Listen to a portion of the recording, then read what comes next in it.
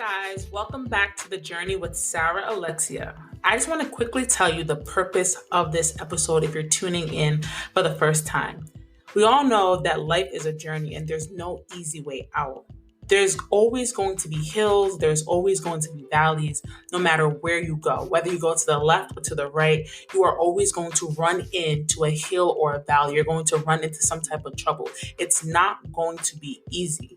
So your best bet is to just keep going in the direction that's set for you, to keep going in the journey that is set for you. And not only just to keep going, but to keep going with God. Because that's what I've been doing, and it's been working for me. Come find out for yourself. Let's take a journey.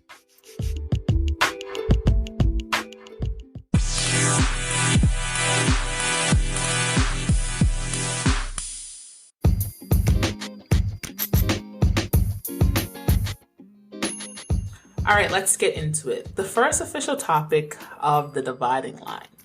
I know in my last episode, I talked briefly about how the topic came about, but I'm excited to share my first topic, which is actually my favorite boundary, and it is the work boundary. This is why it's titled, I am off the clock. I feel like we all struggle when it comes to setting boundaries for work. A lot of us do not place any boundaries, or if we have them, we are allowing them to be crossed. Hear me though. I truly believe that no matter where you work, you do not need to be miserable. Whether you make 4 figures or 6 figures or barely any figures, you should feel a sense of peace walking into work and a sense of peace walking out of work. And mind you, I say that as a middle school educator. Let me say that one more time. As a middle school educator, I am telling you that if you set your boundaries up correctly, and you stick to them, misery will not be your portion. So you're probably like, well, you don't know the type of job that I work, and you're absolutely right, I don't, but I can easily tell you whether or not you have any boundaries. And mind you, I grew up in a household where work was just like work. Like my mom, she works 2 jobs. Like work is just literally all that she is. So like it was hard for me to break out of the mindset that work doesn't have to be your everyday life. Like, because that's how I grew up. And most, Caribbean and African children, that's how they grew up. They grew up thinking like it's work, work, work, work, work. Like Rihanna said it correctly. Work, work, work, work, work. Like all you gotta do is work. That's what we're taught. Like our mindsets are just taught. Like it's just wake up, work, go to sleep, then wake up again, work. And that's not how life should be. So trust me, it took a lot of work for me to establish boundaries and stick to them, because I refuse to be so consumed with work. Like that mindset just doesn't sit right with me. So when I tell you, I can tell whether or not you have boundaries at work, I literally know what I'm talking about, because I grew up in a household where work was just everything. So here are some boundaries to consider, and here are some boundaries that I look for to see if someone is really too consumed by their job. First thing is, do you bring work home? This can be physical or emotional. Physical in a way where you need to meet a particular deadline for work, so you tell yourself you're going to do it at home. In other words, you never came off the clock and you never stopped working until you went to bed or until it was time for dinner. Now, you can emotionally bring your work home, and that looks like, you're just stressed at work and you're bringing it home to the point where you didn't leave your emotions at the workplace. So you come home and your husband knows how you're feeling, your wife knows how you're feeling, your children, your friends, you go to church, you go to Bible study, they know how you're feeling. And that's because emotionally you didn't leave work where it needed to be and you took it with you. Now, I understand this is a struggle for most of us because we struggle when it comes to our emotions. But we have to set the boundary when it comes to work and when it comes to our emotions, because we don't want it leaking into our outside life. Now, I'm not perfect when it comes to setting boundaries, but one thing I will tell you is once it hits 3 p.m., I no longer associate with work. Let me say that again. Once it hits 3 p.m., and if I need to stay later, that's fine. But whenever I walk out those double doors and I sit in my car and I push the start button, I immediately forgot what happened in the workplace. Like, don't nobody ask me how was work, because I'm literally going to tell you, I don't remember. And some people call it disassociation. You can call it whatever you want to call it. One thing I will say is that I am able to go back into work at 6:45 a.m. with a smile on my face, and I'm not miserable or feeling tense. That's because I've learned to disassociate. You can call it a mental disorder or you want, but I've learned to disassociate as soon as I leave the work building. There should be no reason why I'm not in work, but yet I'm still thinking about work. There should be no reason why what happened at noontime is still affecting me at 7 p.m. when I'm with my family, when I'm with my friends. That should not, I don't know. That's just me. And I truly believe if I can do it, others can do it. There should be no reason why your 8 hours at work are leaking into the rest of the 16 hours. Like, that should not be a thing. Like, the fact that people get nightmares about their jobs is crazy. It's because you're going to sleep thinking about work. And I understand we all have crazy professions, but we have to learn to disconnect our emotions and leave work at the hospital, leave work at the school building, leave work at the factory, leave work at McDonald's. It should not be coming home with us. So that's the first point, right? The second thing I look for, either within myself or a friend who may be struggling with like boundaries when it comes to work, is to see whether or not they're afraid to call out. Now, this one's very interesting, but I've noticed that a lot of people are scared to take that paid time off, or whether or not you get paid or not, but they're just afraid to call out. And believe me when I say, I understand if you're a doctor, you're a lawyer, you're a nurse, you're an engineer, whatever, but I understand that lives may be at stake or businesses are on the line, but at the expense of what? Your life? Like, I've witnessed folks who can barely speak because like their throat is congested, or who are coughing their lungs out, still going to work talking about, I didn't want to let the team down. Are you kidding me? Because let me tell you something, right? If you were to die today, God forbid, you were to die today, the team that you didn't want to let down would have your replacement by tomorrow. Because why? The show must go on. So it should be with you. Like, if you're coughing, you can't breathe, or you're just having a mental breakdown, you shouldn't be afraid to call out talking about, I don't want to let the team down. Because I'm not saying that the team don't care about you, but the show must go on whether or not you're here, and the show will go on whether or not you're there. So like, my advice to those who are struggling to call out is, bro, take your paid time off. And if you don't get paid, still take the day off. Like, even if it's just to rest in bed, like something that I like to do, and often people laugh at me about this, but I will take and plan a 4-day personal weekend. Like, whether I plan something or not, I'm just going to take a 4-day weekend, and if I stay at my house, great. If I do something, great. But I just know, hey, this is the 4-day weekend that I gave myself. Something I don't know. For me personally, I don't like when they give me the 3-day work weekends. Like when it's Martin Luther King, Memorial Day. Like, that's a 3-day weekend you gave me. I don't want to be looking forward to a 3-day weekend that you gave me. I want to plan my own and look forward to that. Like, I want to feel a sense of, ownership over my own 3-day weekend or over my own 4-day weekend, and not wait for you to give me a 4-day weekend. I don't know. Maybe that's just me. Maybe it's a controlling issue, but like, it works for me, and it keeps me at peace. And I love what I do because I've set those boundaries. And like, I do this because sometimes I just need a mental break from the environment. So that way, I'm able to be my best self. Like, let me just say this. Sometimes you need a mental break from the environment that takes so much out of you in order to be your best self. In order to be the best version of yourself, you need to take a break from the environment that takes so much from you. Like, your job, believe it or not, there are some people who got easier jobs, but sometimes your job takes so much out of you. Like, you're there for 8 hours. Some people are there for 9 hours, 10 hours, depending on your profession. And it takes so much out of you. So why not take a break so that way you can be the best version within those 8 hours? If you just go, you never take a break, and you're so consumed by it, how are you going to be the best employer? Like, how? Or best employee, I'm sorry. Like, how? Now, I said this earlier, like, I understand not many people have PTO, or they don't like paid time off, but this is where wisdom kicks in, and this is where we need to be wise within our finances, and we need to set boundaries in our finances, and that's just a whole nother topic once I conquer that boundary. But sometimes we need to be wise with our finances, and we need to be wise when it comes to ourselves. And like, when you're wise in both, it's easier to choose between yourself or money. Like right now, like if you don't have paid time off, like it's really just yourself versus money. And like, which one are you going to choose? Which one is more important? Are you more important? Like your mental health, like your health overall, your rest, or is money more important? This is why we need to be wise with our money. So that way we can choose what's important, which is ourselves. And one last indication, which is like not last, but like there's obviously more, but these are the three main indications that stick out to me, is avoiding confrontation and standing up for yourself. Now, this is one that I had to work on for the longest. Like, for instance, let's say your boss gives you a workload and it's just not fair. And immediately, like, you feel stressed, you feel overwhelmed. And on top of that, the workload and the work that he gives you needs to be met by a particular deadline. Now, instead of expressing your frustration, you complain for hours on hours, but thankfully you get it done in time. Now, although this is great, your boss sees that, oh wow, he was able to accomplish that in such a short time span.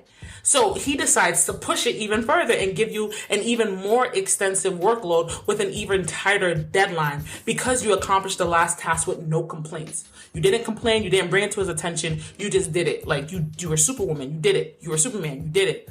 Now, at this point, your boss is not at fault. Some people, they love to blame, their bosses and say, oh, he's treating me unfairly. She's treating me unfairly. All she does is give me work on top of work. But at the end of the day, you wanted to act like Superman. You wanted to act like Superwoman. And you didn't express your needs. Like he's giving you or she's giving you what they think you can handle. It's not their fault. Like you can't just be going around bad mouthing your boss saying that they're treating you unfairly when you didn't express your needs. You didn't express what was bothering you. And we have to understand that in the workplace, folks cannot read minds.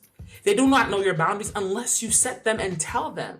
And I know for me, I've definitely fallen short of this, which is why this is kind of my favorite one, because it's something that I had to overcome. Like I definitely avoided, confrontation when it came to the workplace, especially like being a Black woman and like my bosses were white and stuff like that. Like I avoided it because I wanted to be like, you know what, I'm a Black woman, I can do this. That whole nonsense mindset. But I had to understand that as a Black woman, I also have a voice and I also know what is equitable and what is not. Like the workload they were giving me wasn't equitable, but I kept pushing through because I didn't want to be the Black woman that was always complaining about, this extensive workload.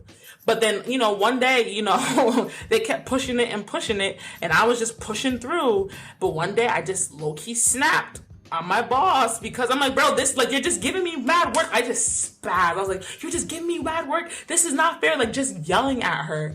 And she stood there shook. Her face was red and she's like, whoa, where is this coming from? Like, she was actually shocked. And, she had to, like, calm me down and tell me, like, yo, Sarah, I didn't know that you were feeling overwhelmed. I didn't know that you were feeling stressed. You smile and you push through every single time. Like, you got to express your needs and you got to express your wants. And I really have to sit there and be like, yo, you're actually right. Because you didn't know that I was mad. You didn't know that this was overwhelming me because I was just getting it done. And that's when I realized, man, like, you really have to express what you need because they can't read your minds. And like a lot of us were like, oh, I had an attitude. Your attitude doesn't mean anything. Like your facial expressions, yeah, you have facial expressions, but that don't mean anything. Sometimes you need to speak. You need to confront your boss and tell them what's working and what's not and set your boundaries. Like that is my advice to those who struggle with confrontation.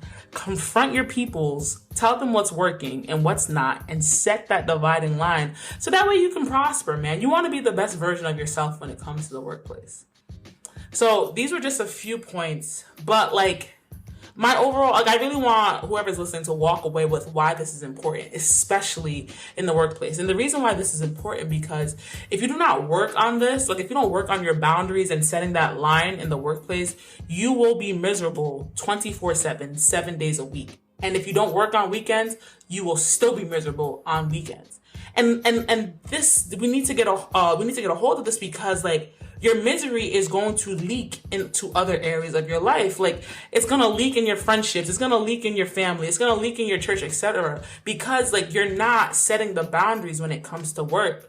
Like when you don't set your boundaries, you find yourself exhausted 24/7 because either you're mentally exhausted, physically exhausted, emotionally exhausted, probably financially exhausted. And Even when it comes to the weekends, like I said before, if you don't work on weekends, you'll find yourself on the 2-day weekend, either you're drinking the weekend away because work was so stressful, or you're sleeping the weekend away because work was so stressful. And then you're hating the fact that the next day is Monday. And that's because you did nothing with Saturday and Sunday. You just spent time trying to flush out how the week was, but that did nothing for you.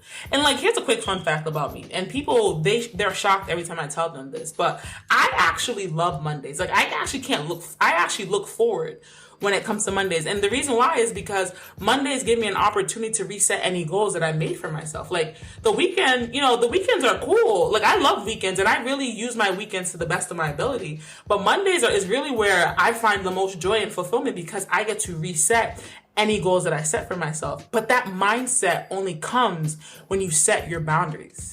And, I just want to share this for those who are listening, and maybe it's resonating. I hope it's resonating, but it's not too late to reset and set your boundaries. I know a lot of us are probably thinking, well, I'm already way too deep. I'm already macho man, macho woman at this place, but it's not too late. I promise you. And I actually want to challenge someone who's listening to take a 3 to 4 day weekend for yourself.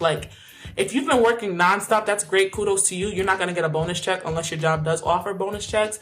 But I really want to challenge you to take a 3 to 4 day weekend for yourself. Whether you plan something great for yourself or you simply just rest, but just plan a long weekend and be low key about it. Sometimes I feel we get so caught up in shouting things from the mountaintops. Oh, I'm taking a 4-day weekend for myself because I deserve it. This job has been stressing me out, X, Y, and Z. But sometimes you just need to be low key about things and set boundaries when it comes to your mouth. And that's going to be another episode for another day. But be low key about your 4-day weekend. You don't got to tell people at your job that you're taking a 4-day weekend for yourself. You don't got to tell your family that you're taking a 4-day weekend for yourself. But just take a 4-day weekend for yourself, just for yourself. That's it.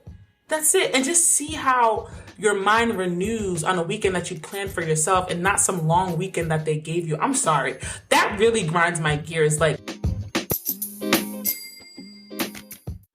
I strongly believe that we should be able to plan our own 4-day weekends and just be happy about it. This is something that I did for myself and it wasn't given to me. Granted, I'm grateful for the 4-day weekends, but there's just something about you planning your own 4-day weekend that just brings joy to my spirit. But let's say this is tough for you, right? And you just can't do it. How about this? How about you find moments during work to disconnect from the workplace? A lot of us, our jobs give us a 30 to 60-minute break, but yet we're still working, but we're just eating at the same time. Or we're still working, but we're just on TikTok at the same time. We're still working, but we're scrolling through Instagram at the same time. But it shouldn't be like that. I feel like we should get an opportunity to get away from the overall environment and just really disconnect from work, whether it be 15 minutes, 30 minutes, 60 minutes. We should create opportunities, go for a walk, go in your car, read a book, but get away from the environment so that way your mind can be free from the place. And I promise you, when you start implementing that and you really start finding enjoyment in it, you're able to go back into work after those 30 minutes and feel renewed and recharged. We are able to find moments throughout the day where we're able to be renewed and recharged.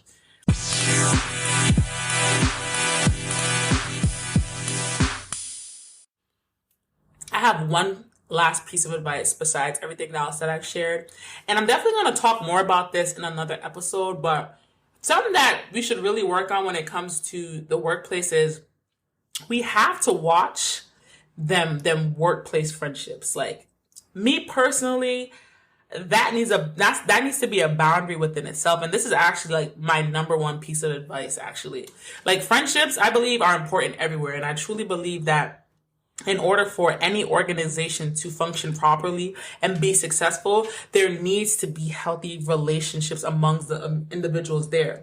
But I also will say that there needs to be a dividing line within the work relationships. And like I said, I'll share more down the line and I'll actually have a specific episode for this. But what I will say is you need to find your balance between, I truly believe that you need to find your balance and boundaries when it comes to friendships within the workplace. I feel like sometimes a lot of lines may be crossed, and that's when we find ourselves taking work home. That's when we find ourselves taking work on the weekends, and that's because there hasn't been a dividing line. So I think for your sake and for your peace sake that, find your balance and find your boundaries within the workplace when it comes to how you show up for yourself, how you show up for others, and how you expect other people to show up for you. And for your sake, do not cross them, or do not let another person cross them. So I hope this episode was beneficial to your ears, and I hope you tune in for the next one, and catch you later, alligator, after a while, crocodile. Bye.